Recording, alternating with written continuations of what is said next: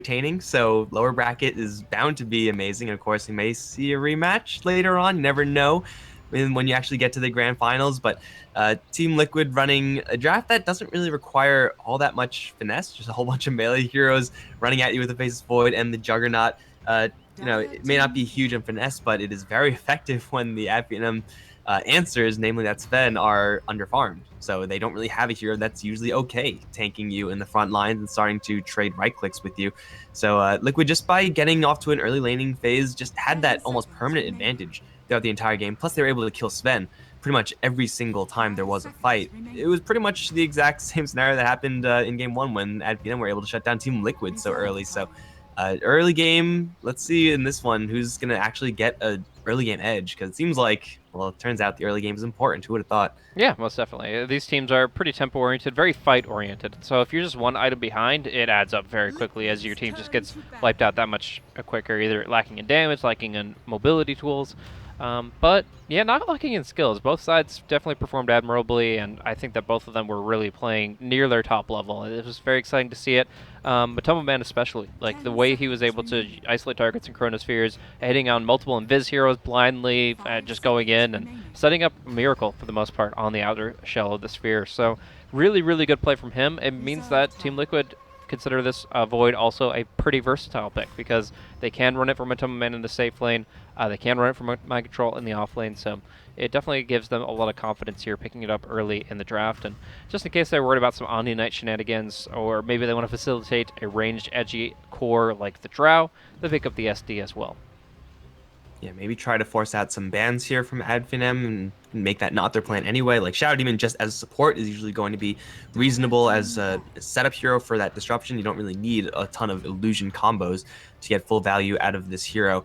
I'm waiting for the day where Team Liquid bust out the Miracle Faceless Void, and then their opponents will just never know what's going on with Void ever. It'll be very interesting, And but then not sure if it's Virtus Pro today. introduces the support Faceless Void, and we go full circle. You don't know what you're going to get. Yeah.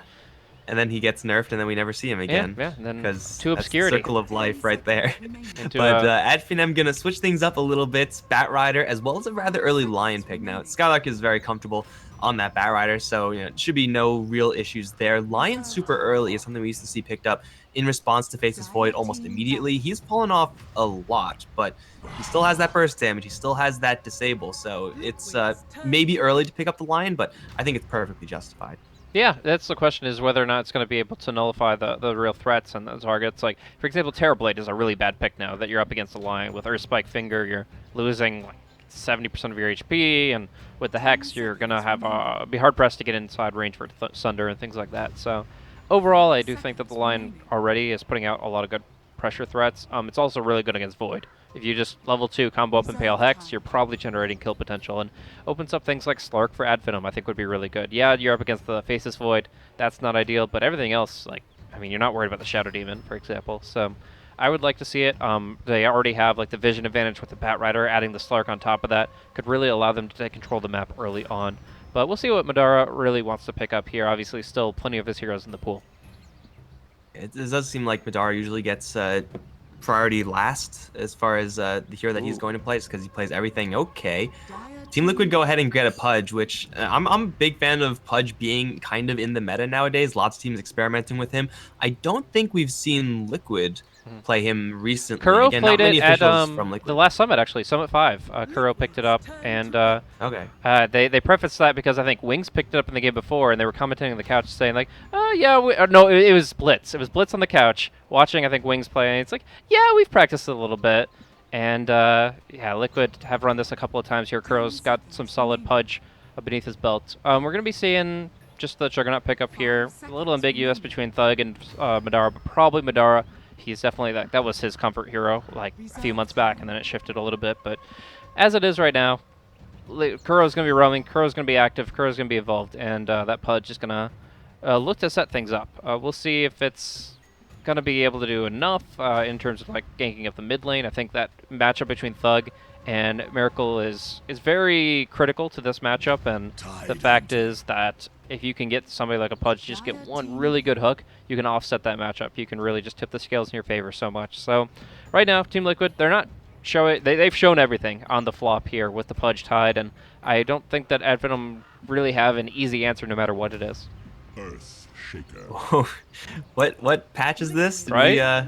fall into a wormhole or something like that? Tidehunter is well, still good enough to pick for sure, but usually you're not going to see him. Earthshaker, I don't even remember the last time I've seen him being picked up. You're looking at a lot of melee heroes. You're looking at Pudge and Faceless Void heroes that are worth disrupting when they try to perform their combos or when they try to Chronosphere you, whatever. So Fissure does look like it's going to be pretty much an all-star here for the Advenom squad, assuming the Earthshaker is actually able to get off to a decent start, which is always the question for Shaker. It's how much are you able to set up kills, save allied heroes? Are you going to get any experience or gold? Because sometimes the answer to that is just going to be no.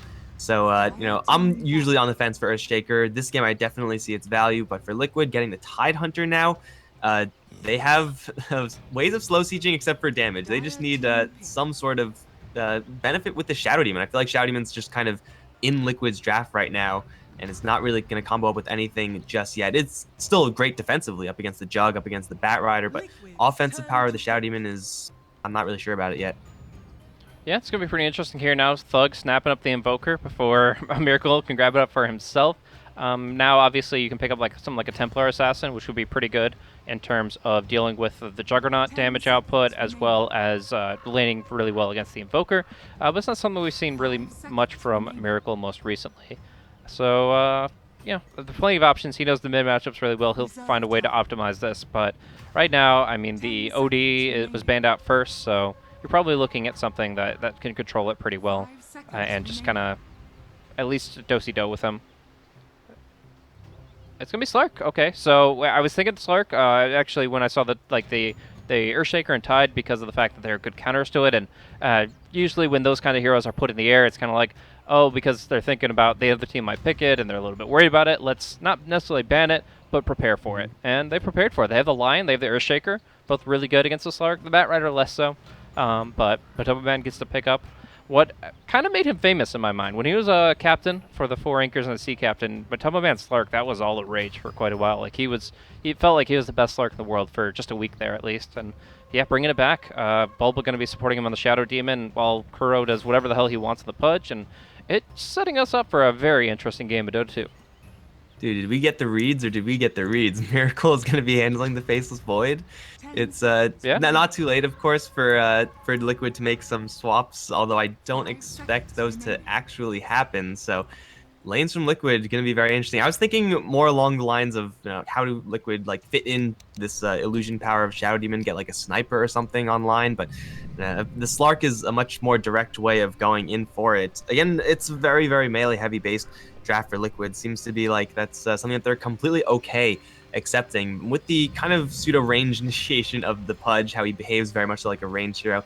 It does seem like that is something that they can get away with. Shadow Demon setting up for just Slark combos is definitely a real threat as well in the early stages.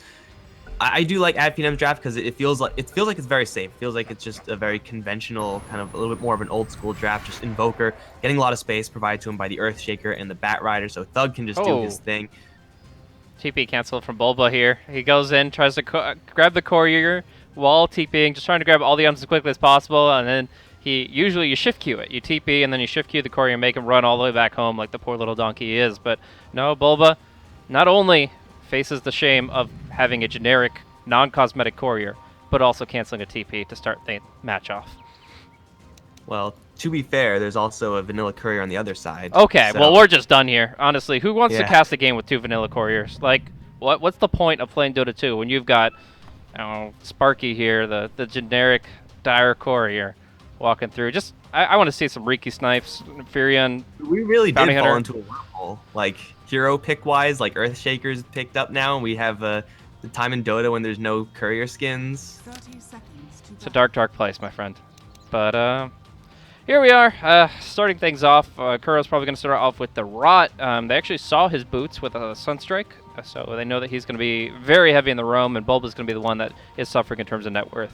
But beyond that, Mind Control, probably going to be prioritizing Ancients. But what do you think about this double Fairy Fire opener? Like, usually you can see Mango for, extended regeneration. It's definitely within the cost of a double Fairy Fire.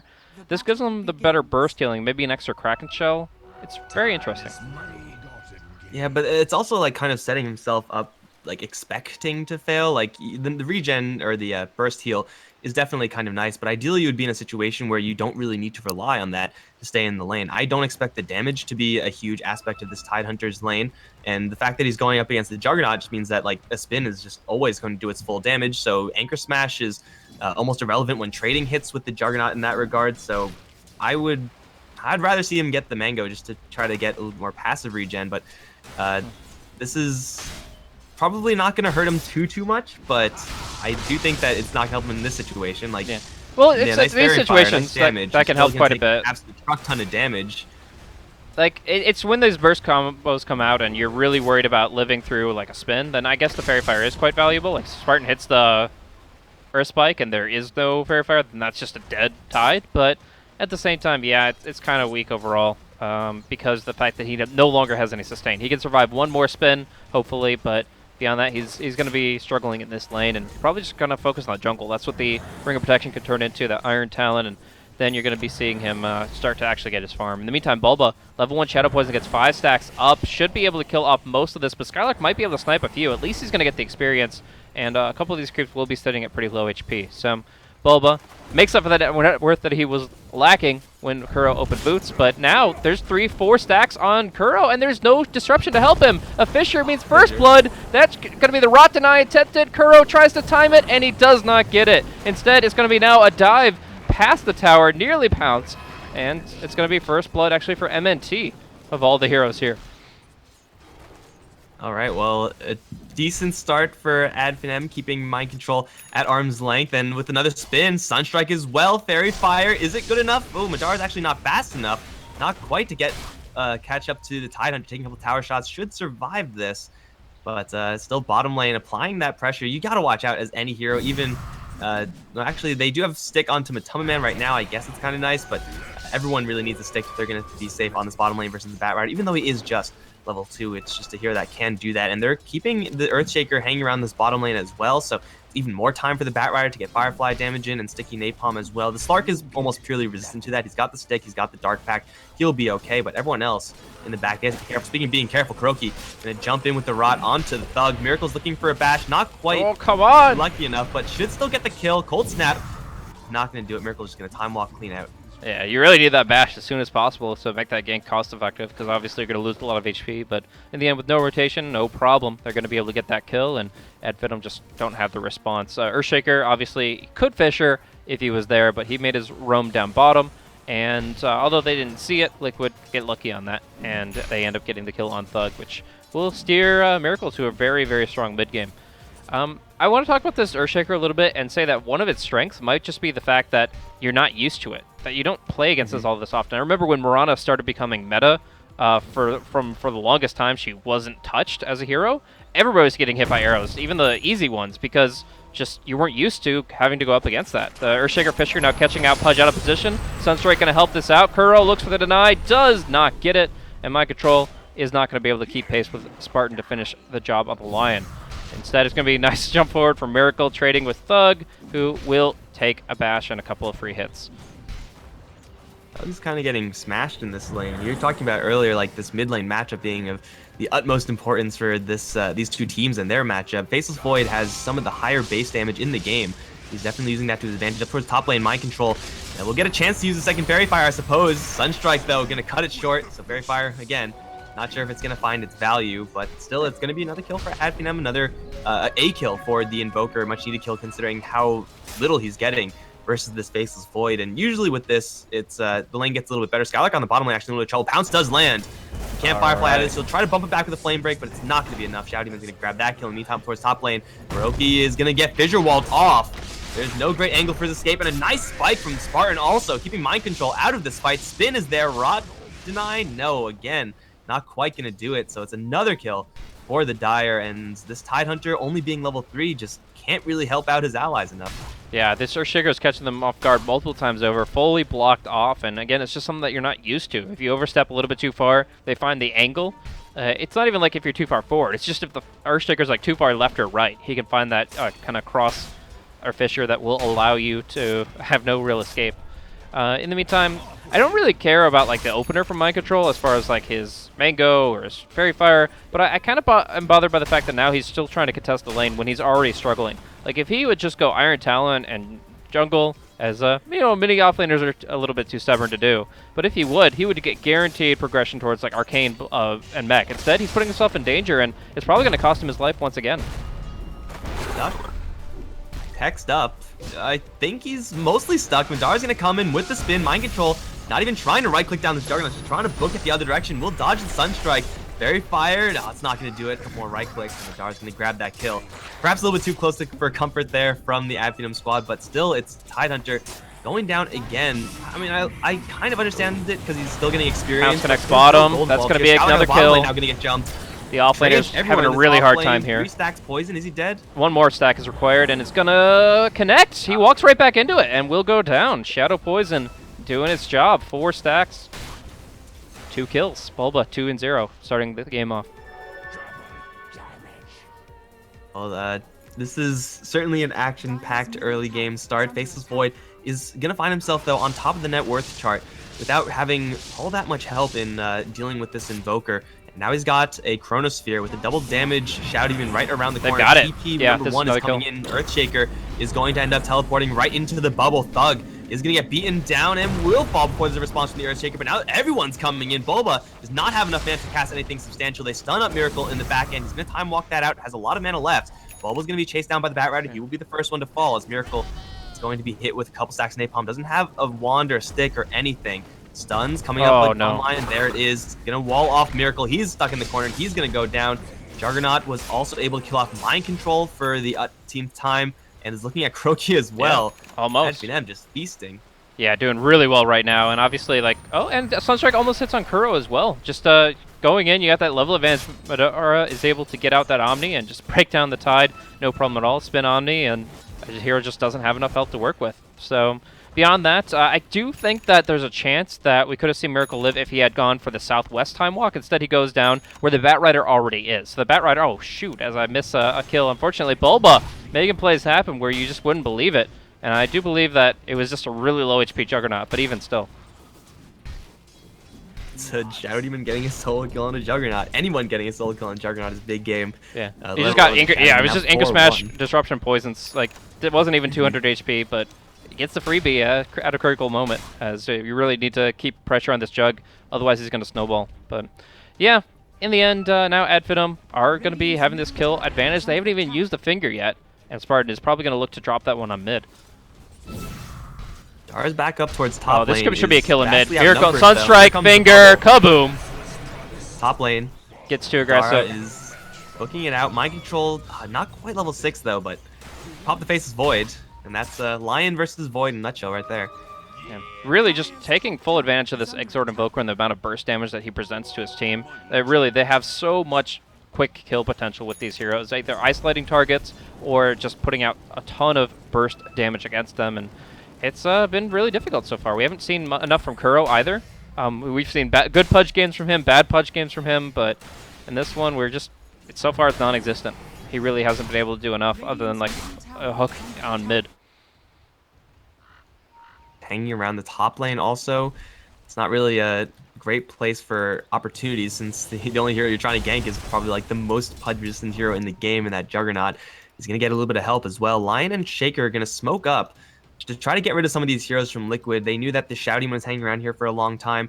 Opportunities, though, not really great, as they have to go for the Tidehunter instead, who they already killed off quite a few times. They're not going to say no, though. Yeah, no. Dara does have an Omni Slash, and there should be a wall here. I don't see Mind Control escaping the wall. Yeah, but they have to make sure that he doesn't get a TP away, so they have to keep vision on him so that they can follow it up with any kind of stun. And it's going to be actually Invoker to claim the kill, which just gives that much more to Thug. He's going to have that Midas very soon. But it's a nice little smoke play. And it's just another kill for the Tide. Like you said, he's died a lot, but at the same time, like that means he's nowhere near Mechanism, he's nowhere near Blink Dagger, and in the meantime, your supports on Finem's side are gaining so much in terms of net worth. Like we see the Earthshaker is 400 net worth above the Tide in the offlane. That's really, really good for maybe next time as he gets to build himself up. And while we have talked about the fact that we haven't really seen a lot of Earthshaker recently, there are a couple things that really helped him in the past few patches. The fact that every hero gets 50 more mana to start with obviously really helps his limited mana pool, and now these infused raindrops I think are really good, as he is still able to do a lot with the mana regen. Martin caught with the Purge. Miracle's right around the corner, and he will, well, not even be needed to hook him away from Miracle, and should be able to take him down with the other heroes. Denied, Miracle denied, but it's still a lion kill, Thug, and they're circling with the Tubman Man as well. It's a Thug. Pounce is gonna connect. Mind Control walking in with the Ravage. He will deploy it just to kill off this Invoker, and they will get him. Kills for Liquid. The tower is not too healthy either, so it should be a nice set of kills there for the Liquid side, rotating everyone in. Tidehunter kind of being stubborn about staying in that top lane, but bottom line, he does have the Ravage, even though his farm may be slightly behind. Yeah, so still committing with the Ravage and getting the kills they need. Like, there's no question in my mind that's the right play. You build up a lot of net worth that you were lacking and kind of stymie the deficit. You get the fact that you get the tier 1 tower in mid, you get to put more pressure on Batrider's jungle, which they now have warded up. Even Kuro hooked a creep out from under his nose. But in the meantime, Mind Control, this is a bit much, man. Like, I won't complain about a lot of the deaths prior to this. Like, Earthshaker sucks to lane against, and it's a hard knock life for you, but holy crap, that is way too deep. Like, you can't be that confident after, what, your 5th death? Yeah, 0, 5, and 3. Well, at least now he has the Iron Talon. There was no one really jungling on the Liquid side throughout this entire early game phase. So now he has the Iron Talon. Like, if you're gonna get the Iron Talon, just get it when you can.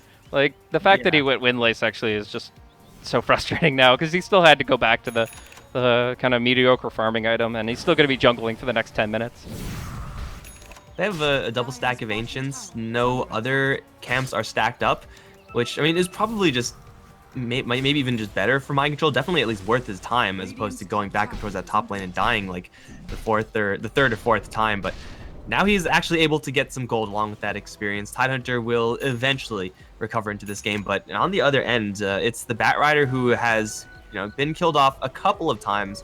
Still has drums, is level 8. His contribution is going to come, it seems like, a lot sooner than the Tidehunter, and given Liquid's heroes, should be pretty hard for Liquid to deal with outside of just having the Shadow Demon in the right place at the right time to bubble the bat or whoever's hit with the lasso.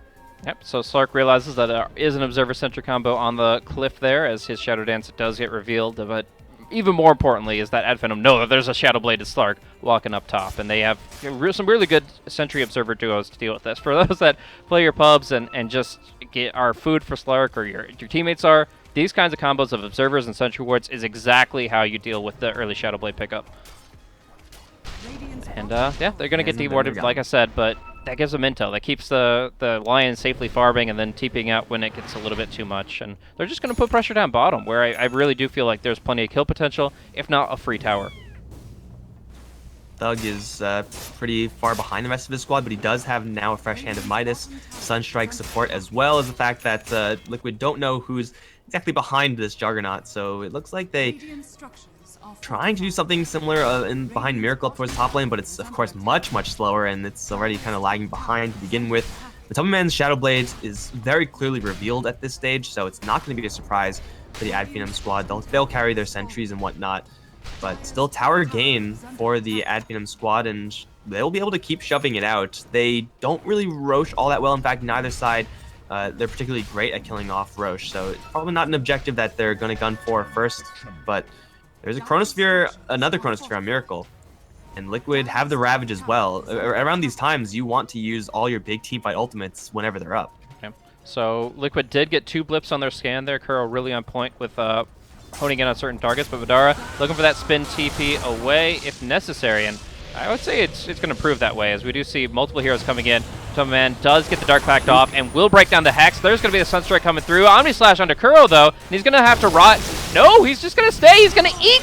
He's going to devour Madara right before the Finger of Death comes through, and now the Fissure comes through as well. The spin and the Healing Ward allows him to survive. They're going to have to pop the Chrono just to bring him down. Madara lives through it all at this point, and finally will meet his demise, but MNT turns it around with the Echo and puts some major damage across the board. The problem is this fight was already ill-advised to begin with, going in like 3 versus 4, and bringing more heroes just brings more food to the platter here.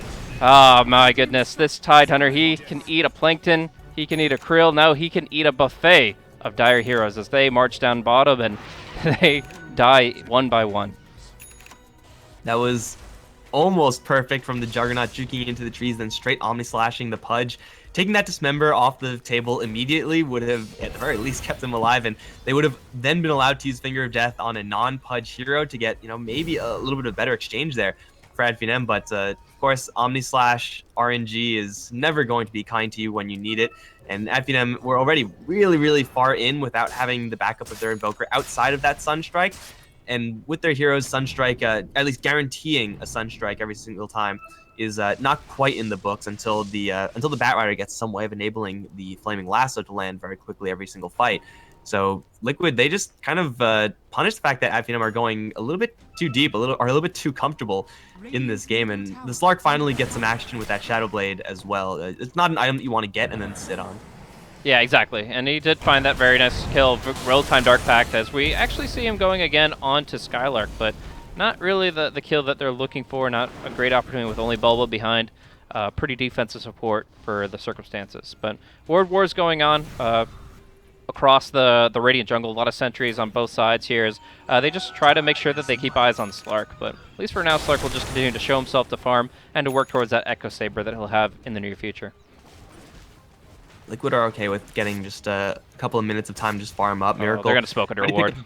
An orb up on him as well, and at Finem, they do have the Invoker working in the background. Thug hasn't really been involved in a lot of these engagements, but I expect that to change pretty much as soon as Skylark grabs some way of facilitating those fights. Actually, it might change right now. Looks like they're going to smoke in everyone, actually.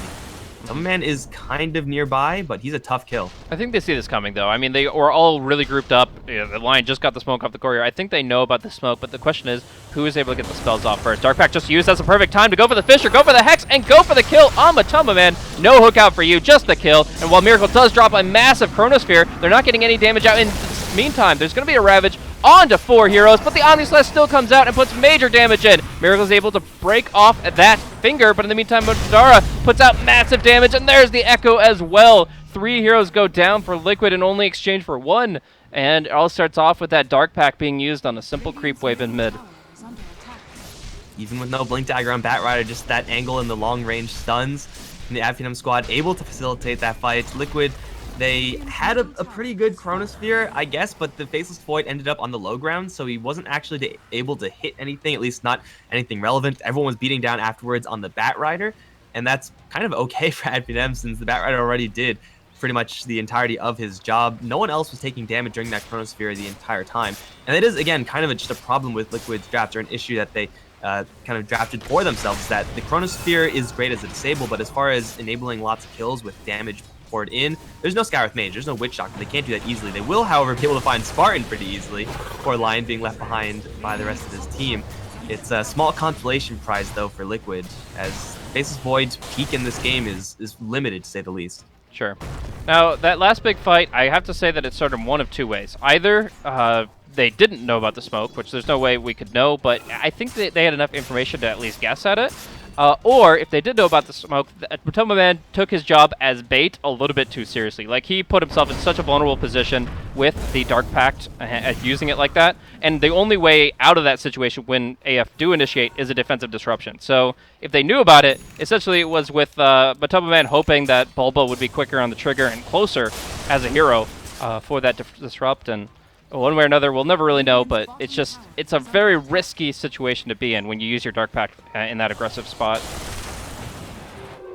You have the Ravage, the Hook Out, which was very close to landing. Yeah, that could have been good. A lot of tools there for Liquid. Not really the easiest spells to land, but at least options. They'll have a mechanism soon on Mind Control, so they'll have another way of kind of swooping in and maybe saving the Slark for next time. But for right now, Skylark got an Invis rune. Blink Dagger be damned. You don't need that. He's going to look for a kill on the Faceless Void. There is a Sunstrike. There is an Omni Slash here on the Jug. It's more than enough burst damage if they can pull him out from the creep wave. But there is also help here from Miracle. We're being patient. Oh, that was so close. Catch a Chronosphere only onto Madara right now. They still don't know if there's a Batrider in the area. They'll land the hook. Lasso's going to cancel out that Dismember opportunity. Now the Omni Slash is going to bounce through Sunstrike, and they're all clumped up. It's going to end up killing Kroki, freeing Madara. to actually run away, and he's going to spin away very quickly. Gush is there, but it's not quite going to do it. Now the healing ward comes in. They can't kill him. Fissure going to come in as the Ravage is deployed. Will stun up everyone, but there's no damage being dealt in the duration of that Ravage, and Mind Control is actually stuck. Once again, the Fissure, an all-star for Finem so far, will give them another one as the Invoker will snipe the Shadow Demon, and they'll spin down the Tidehunter. Actually, he's able to steal that one as well.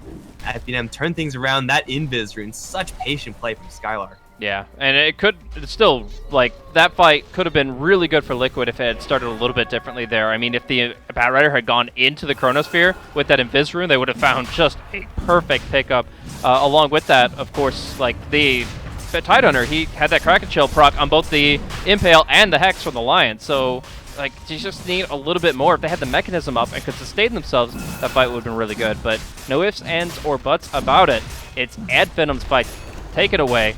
And now they're going to be able to break down Roshan as well. Really great execution. Just everybody at the right place at the right time, and able to really just pull another fast one on Liquid, putting the skill score to 18-12 in this decisive Game 3.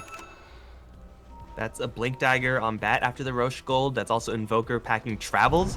So no longer will we see fights where Invoker's just off farming. He has the ability to return in and help the team with those engagements. Liquid, they still have a whole bunch of answers, it seems, but as to whether or not the answers are going to be enough kind of hinge upon whether or not Matuma Man's able to keep farming and who he's actually able to find out with the Shadow Blade. It seems like, for the most part, he hasn't been able to leverage this item at least to its fullest capacity. There have been no real great meat hooks from Kuroki in order to start off a small-scale engagement, get a free pickoff here and there, so Finem are just starting more fights, and we can see the impact of it right now. Matuma Man, yeah, gotta be careful this time. I think by this time Liquid should know or should expect there to be a Blink Dagger on the Bat, so he's gotta watch out. Yep, so we'll keep an eye on things here as Liquid try to make their move forward, and Dire actually get a really good scan out here, but what kind of intel does it actually give them? There are enemies here, but how do they position against them exactly? Matuma Man gonna be able to get the Dark Pact off, gonna be able to kill off MT before he can echo, and now there's no fight to be had. Like, this is a full disengage from AF. Except for Lion, who for some reason is running in with Shadow Amulet. I'm not sure about this. They're chasing down Skylark in the trees as well. I really don't think they're in position to take a fight. Ravage in 5 seconds. Lion is kind of just chilling here. They probably This aren't is his looking life for now. a fight because He's just gonna Madara's on stay bottom here lane, for pushing that one. I don't know when you would feel safe to leave. If you feel like there's an observer ward above you, that you're actually just stuck. I don't know. It's a tough spot to be in. But yeah, there's no engagement up top. There's no TP from the Shaker.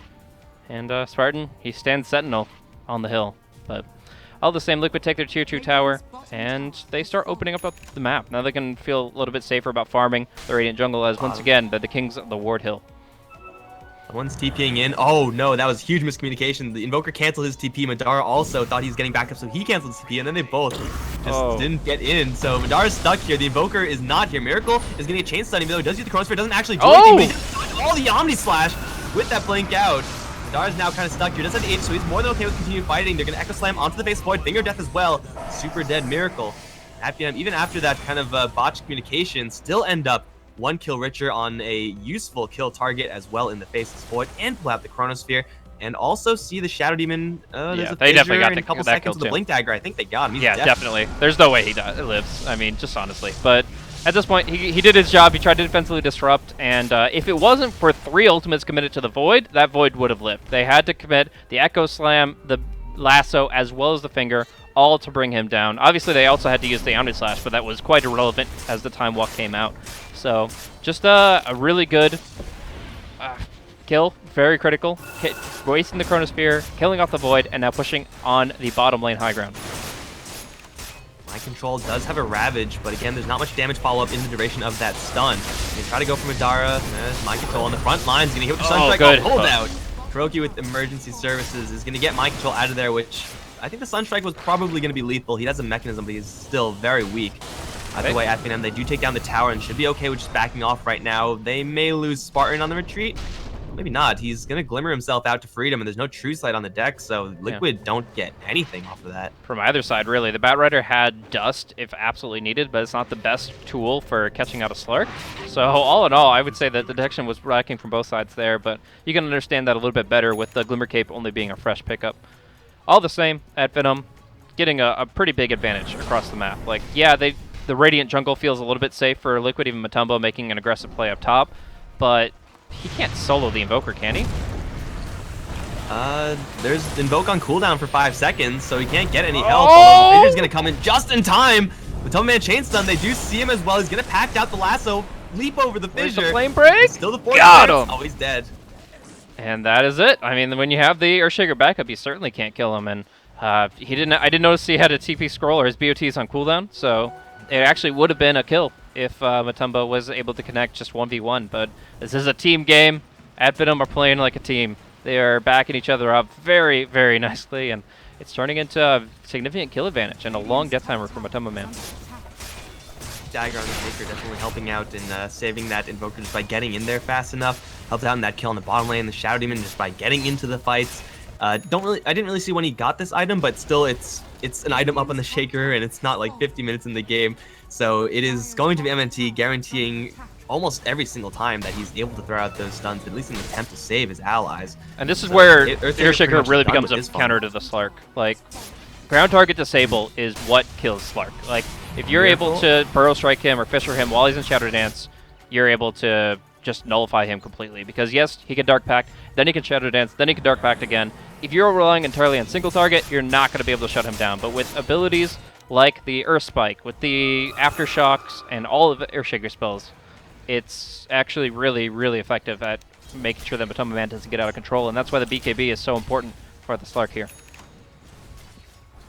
Should be up by the time he actually needs it. A couple of other big items, double blinked on the Liquid side, so they do have all the means, again, to make this fight happen. And we saw how much damage Thug still took there. You said in a 1v1, in a true 1v1, that Invoker doesn't really stand a chance. Maybe if he has Invoke, once he has the Agnum Scepter, he'll be able to get himself a Ghost Walk and survive for a little while longer. But Liquid clearly have enough damage. They clearly have enough setup. They just have to make sure that all of those two land properly. You have to make sure that you control the enemies with the Ravage and the Chronosphere while they're actually taking damage. It seems like they have never really been able to put the two together. It's always a Slark with the damage and the stuns happen elsewhere, and there's no damage with the stuns. It's gonna have to be perfectly layered here for Liquid at this point. Couldn't have put it better myself. And in this case, like, the scales have tipped a little bit, and Liquid are feeling a little bit better, because before it was actually 4 Blink Daggers to 0. Finem had so many tools to mobilize, and Liquid had absolutely nothing. But now they have those 2 blinks you mentioned, and they're able to get in and get the deed done. We're going to see a courier sniped off, actually, Finem. Not going to be able to get the Diffuse Blade out to the Juggernaut, as Matumbo Man will snipe that up himself. And yeah, now they've got an idea of where the opposition is with a Radiant Scan, as well as a BKB and 2 blinks. You better believe they're looking for a smoke opportunity. Oh, Finem are just going to bail out, go their own separate ways. Constantly farming on this Invoker is going to give him that Agnum Scepter, so Ghost Walk as an escape versus the Slark should be working out more often than not. True Sight here on the Pudge. Performance Sentry, that's about it. Thug is a little bit too far up. Shaker's not behind him, but Scholar can't really help him. Thug's in a lot of trouble. They jump in. Ghost Walk, where's the Sentry? There it is. Couple more right clicks from Matumbo Man. Thug will throw a Tornado just for value. Why not? He will go down, though. And that's really tough. I mean, you can commit with like a full-on Echo if Liquid are too clumped, but in general, they're not going to do that unless you also go in with the Lasso. And we do have Vision on Skylark. He's going to be able to hook him out. They will cancel that Dismember, but is it enough to get the bat away? Force Staff, Blink Dagger, he's going to be fine. But that's a very unique ward placement that actually set up that hook. Yeah. It's also going to see any, trying to sneaky plays from a Bat Rider. Bat Rider can still go from the south, so it's not going to be an end-all, but value from the hook, at least trying to facilitate value from this Pudge, who so far has still not really been doing all that much, but this is when Pudge is kind of at his strongest. When the team is sieging, he's able to constantly throw out hooks. If he finds someone, then that target is probably pretty dead, and then the Raxes are just free and clear, but it seems like with this group of heroes, slow sieging is not really their forte. So they do really want to find that Chrono and then maybe get a hook out of the Chrono, but right now they have to find the angle, and it looks like Finem are just making their way down south. Odd to lead with the line this hard, where he doesn't have nearly as much backup, but they pop the Lincolns at long range with the Mana Drain, and they're able to pull him into a very compromised position, bursting him down. They need the Earth Spike. They will get the kill on the Void, and now there's no fight to be had for Liquid. We'll get a hook out and we'll get everybody on the run. Can Skylark keep this up, or is he in too deep? He's going to be disrupted a little bit early. Bulba, he might have just made it so that it's impossible for the Slark to engage, and in the end, Bulba's thinking in retreat. Slark thought he might be able to go, and in the end, Slark's going in anyways, but Tumbleman realizes there's no lasso, gonna try for something, but now Shadow Dance, there's gonna be a Zero Ward, wrong one, MNT, there, but he's under sentry now, and Matumba is isolated. Also to Kuro with an Invis Rune. Can they hit him one more time with the Deafening Blast? He's gonna be fine. Fissure in 3 seconds? No way. That would be a God Fissure. He's gonna hit the trees. Yeah. Not even. Oh my gosh. That would be insane. You gotta go for it. So, but, I want to talk about like the two philosophies there. There's one where it's just cut your losses and run and realize that there's nothing you can do and head for the hills. Bulba had that mentality. He was like, just disrupt the Batrider, keep running. But Matumba's like, this Batrider just blinked ahead of his entire team. There's no way that he can actually get back up in this short time frame, so we can just 4v1 this Batrider, kill him off before the reinforcements arrive, and then have an even fight for the remainder with a Ravage. And that philosophy in that moment actually would have been better. Matumba Man's ideal, but the problem is that they had two different ideas at the same time. That's a flaw of communication, and the end result is that they're not able to capitalize on Skylark's overextension, and instead just lose the Shadow Demon outright. And of course, Roshan will fall with that. The Aegis going to be going to Juggernaut, I believe, and they do actually catch Matumba.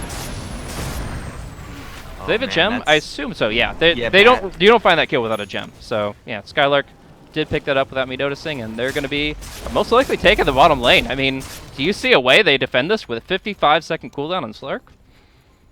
At this point, even the 5-man Ravage Chronosphere is not going to kill the Juggernaut twice.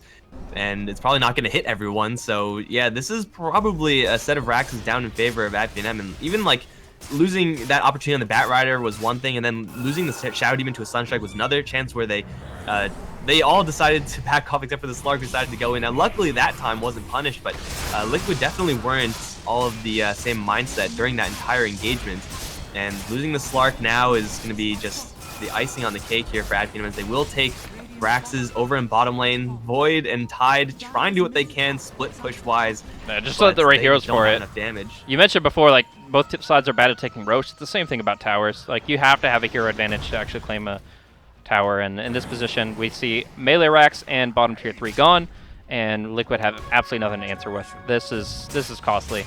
And we're gonna see the Fusible Blade come out and gonna try to finish on Mind Control. Yes, they will do it, even without the Sunstrike, as that is a level 17 Juggernaut with a lot of attack speed.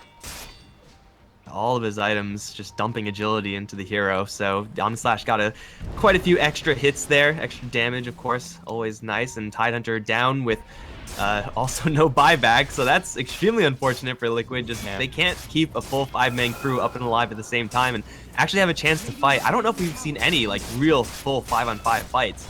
And that's really the best chance that Liquid have at really taking an engagement, but so far it's just been Finem finding a pick here, finding a pick there, and then pushing for objectives immediately afterwards. Now, they're not going to have their high ground push, so I guess for Liquid that's kind of nice. But while this is happening, while every single pick-off is occurring, Finem are just getting all these big items. The gem is huge on the Batrider, along with that new Force Staff. There's a Butterfly almost up on the Juggernaut. I don't know how they kill a Juggernaut once he has Butterfly. Like, they don't have any... Silver Edge. You get a silver. Oh, well, actually, it doesn't even cancel anymore. That's mute and break are different effects now. So yeah, you just get an MKP, and that's going to be a long way off. At this point, Madara is large and in charge. He's the one that you have to be afraid of. And like you said, there just hasn't been enough 5-man action. Like, great pickoffs here and there. Actually, speaking of, we see the Ravage coming out. Jump on Spartan. They put everything into the Lion. Will there be a rebuttal? Thug just throws out Tornado EMP, gets some mana back for that one. But in the end, it's the call to retreat, and Earthshaker won't hear that one. He's deafened, and he is killed. But all the same, it's 2 heroes for the Ravage, for everything, and it's not really setting back Finem that much. The only thing it really hurts is the time on the Aegis. There's only going to be about a minute left on the Aegis when they kind of get to regroup, and they're going to have to kind of go just hard down mid lane if they're going to take advantage of it. But they're probably going to wait for Butterfly anyway, which still needs quite a bit of time to complete up for this Juggernaut. Definitely an item worth waiting for. Heal Scepter as well, why not? wait for all the items because you're so close to them. A little bit of a mistake there from the Liquid side, ravaging and then bubbling the Bat Rider at the same time, so he was just not a viable target focus at all. There's that butterfly. Jeez, he's missing so much. He can't even man-fight. Oh my. There was almost a Tornado? catch there. No? That was close, and with a missing. 4-step. Oh, they got the cold snap! It's going to be a hook out and a pounce back forward. A Sunstrike will be off the mark, but man, that was a close call. Dara's going in. Now Chrono coming out. Skylark is going to take a lot of damage, but Tomo drops down to critical HP on the tail end, survives, but that Omnislash is still bouncing around here, and we're going to be seeing Madara still keep going thanks to the Aegis. Gets the Purrs out onto Mind Control, who doesn't have a Ravage anymore, and he's going to be going down for sure. So they don't get the Slark, but they get his big brother Tide, and Bulba will be going down as well. No Chronosphere, no answer. This might just be the second lane of Rax or the game itself.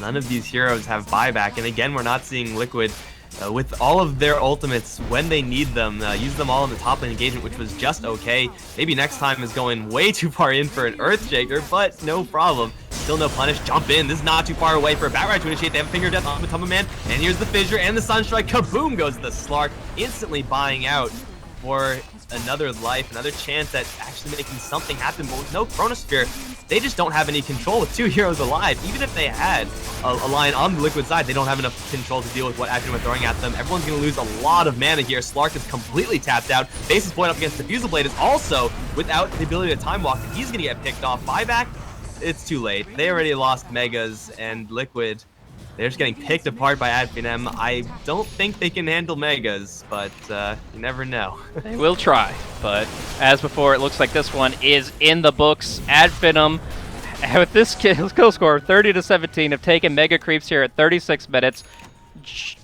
In all practical purposes, insurmountable for Liquid, which would mean Finem taking the series 2-1 and continuing on to the grand final, while Liquid will have to face off against Virtus.pro G2A in the next match. But let's just talk about where this game went wrong. I mean, 15,000 net worth, that spiraled out of control very quickly, but I feel it came down to just a couple of things. The Slark getting picked off on the eastern side, but that was following the fact that there was already the pickoff over near the Roche pit. So it just kind of turned from one thing to another. It felt like Liquid were lacking vision despite having the Slark, and they were lacking tools of initiation until it was too late. I mean, we only saw like what, 1 4-man Ravage, and the others were 1 or 2. Yeah, it was really just Liquid with no momentum pretty much ever. There were very few hooks as well. This Pudge has been completely useless for the Liquid side. Any other hero would have done whatever the Pudge is doing just a lot better. The fact that Tidehunter also fed away a lot of early game start to the Finem squad just meant that Liquid would have to try extra hard in order to get back to parity, and that just wasn't going to happen. MNT just ends up with all of this farm, incredibly fast Blink Dagger, and look at all the items on top of that Blink. The early game start was kind of mean to Liquid, and they never really were in a position where they can get any substantial kills. It should have been when they had the Shadow Blade on Slark. That should be the point where they're like, okay, it's go time, let's look for something, but it never happened that way. Exactly. They really only got a few good fights with that Shadow Blade, and the rest was just pick off here and there. And in the end, I feel like Madara is just the one who profits from it the most. I mean, yes, he had a terrible Sven game the other time. They didn't really set him up for success, but this time it's quite the opposite. He is large and in charge. This guy's got, as soon as that butterfly came out, like that felt like the nail in the coffin. Either you somehow find a way to kill him off in Chrono, or you just die. You just die. Because this butterfly, like, it nullifies so much of Void and Slark's damage, and you don't really have the magical and pure damage to back it up. Like, what, Pudge's Hook and Dismember? It's just, it's very finite. It's very limited. And this Juggernaut with Healing Ward, with all of his Agi, it's just, he's a little bit too big for them to deal with. And we're just going to see a quick little combo. Yay, Bulba saves Miracle, but for what, to what end? It's just too much. We can see this happen 100 times over. It's going to be about 15 to 20 minutes at minimum before we even see them get outside their own base. And I assume that Finem will find their opening pretty shortly. Just gotta wait to pad those item slots. Octarine Core on the Invoker, the BKB on the Bat Rider. Did he just sell his? Didn't he have a Yules? No, that was the Earthshaker who had the same exact items, the same exact slots. So he didn't have a Yules, but you know, you might as well play it safe, get an Abyssal on Madara, because why not? No pressure being applied to Finem, and Liquid, they are never giving up, never surrendering. So, you know, Warrior Spirit right here for the Liquid side. But I'm not really sure how many heroes they need at the same time in order to kill this Juggernaut. Even if he's calling the Chronosphere with Slark beating down on him, I want to say Juggernaut still survives that. Yeah, yeah. I mean, this guy has just evolved to the next level. Like, I guess there's something about him being the Elder Sage Tetsuji Sensei, Mangekyo Sharingan, Madara, Uchiha Madara, that he's gone full god mode. Like, this guy is just unstoppable. Blaze Weeb confirmed, guys. Something like that. I know that's a thing, but I'm not going to try to replicate it. I'm not going to try to look for the copy pasta either. I'm sure chat's got it covered for us, don't worry. I'm not brave enough. But, yeah, here we are at Finem, just circling like sharks, waiting for their final opportunity. I mean, if it's Roche that's available, Cheese and Age is actually going to be the lion, just prowling in the den of peasants. I don't know. What's the opposite of a lion's den situation? Usually it's the peasant gets caught in that. Instead, it's the other way around. But, you know, what of it? Again, this guy can feed like 20 more times, and it's still going to be the same game. I mean, could you really see this going like 70 minutes? Yeah, you can get some Maelstroms up on the Slark. Let's, yeah, Mjolnir on the Slark, Maelstrom on the Void, Battle Fury maybe on the Pudge. Who knows? It's just like, it's still a position where these creeps are too big. And I'm a huge fan of Mjolnir, best item in the game. So yeah, if you're gonna hold this as Liquid, you need to get those items up, and you have to hope that also Finem don't push off of this Aegis cheese. I'm not really sure if they can do anything about that. They probably can't, since Finem are, you know, at a certain point just not gonna get any stronger. And even like right now, they kill Roche. Juggernaut's pretty much 6 slotted, so he can't really get the benefits. I guess you can ditch the drums on Thug to pick up some cheese here. There you go. So they do get all their items, and now it's time to go. Lion's sacrifice doesn't really matter in the grand scheme of things. Here's Maelstrom number 1. Here's the beginning of the comeback for Liquid right here in this Maelstrom. Yeah, best item of the game. Might as well get 6 of them. Just 6 slot Mjolnirs. Yeah. That's how you farm creeps. But don't think Finem are going to give them the opportunity. We're going to be seeing the last attempt here for Liquid to hold, and it's going to be a jump here onto Miracle, which will actually be quite limited in its success.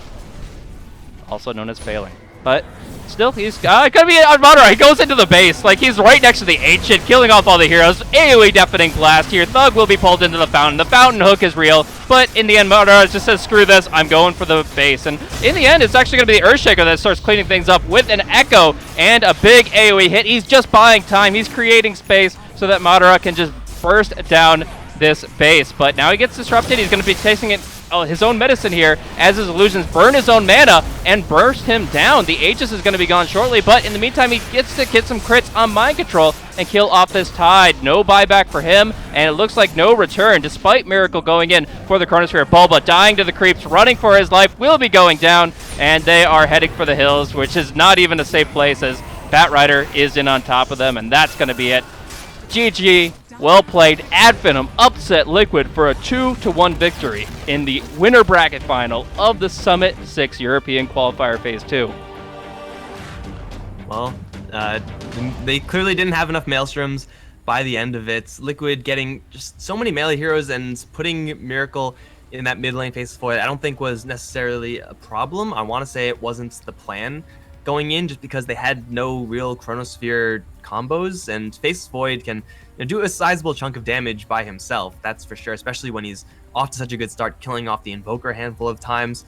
But you at a certain point have to have some sort of range damage to at least represent the threat of Chronosphere, because I'm pretty sure weren't really all that scared of these ultimates from Liquid throughout the entirety of the game. Like, they would respect it as much as they can, but even if you get caught with the Chronosphere, even if you're on the edge, like, are you really gonna die up against these heroes? Yeah, and that's just, it's too much at that point. They were able to snowball it. They were able to finish it off, and I really like what Finem brought to the table. I mean, it felt like they honestly prepped the draft for the Slark. Like, they let the Slark through from Atoma Man. They wanted, like, here, fishy, take the bait, because Lion and Earthshaker were great answers, especially MNT and the Shaker. Man, he did so much work. I would say that the reason that Kuro was so ineffective was because MNT was there every time, every step of the way, with the exception of the jump on mid early.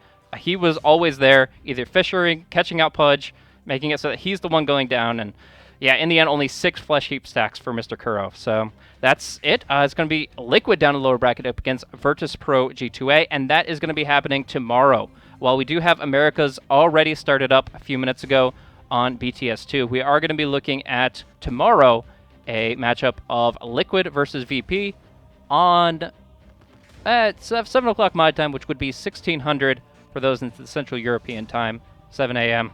Bright and early. It should be a fun set of games, which will lead us directly to the grand final. Whoever wins between Liquid and VP will be taking on Finem in that grand final to decide who's going to the summit. It's going to be just awesome. Any final words for the cast, man? Any final thoughts for the match and for this day of Dota as a whole? I'm just glad that Liquid aren't out yet because I want to see more of their play. I want to see how they actually like solve the early game. Seems like they're really having some issues with that as a team. And with that, we're going to be closing out here. Thank you guys once again for tuning in. I myself am Blaze. If you enjoyed the commentary, you can follow me at BlazeCasting as well as Mike's commentary over at Mike Loris. And we will be closing out the broadcast for today, but there's still going to be Dota going on as we have the grand final. I believe it's NP versus Complexity in the grand final of the Americas. Whoever wins that best of 5 will be going to the summit as well. So with SEA concluded, Faceless moving on, Ice and Black going to be making their way over to LA. We're going to be seeing who's going to be having the shorter trip from America. And then tomorrow we'll take a look at Europe. So thanks once again for tuning in. Check out Beyond the Summit 2 for the Americas Grand Finals, brought to you by Coddle Guy and Grant. And we'll be closing out here. Thanks once again for tuning in.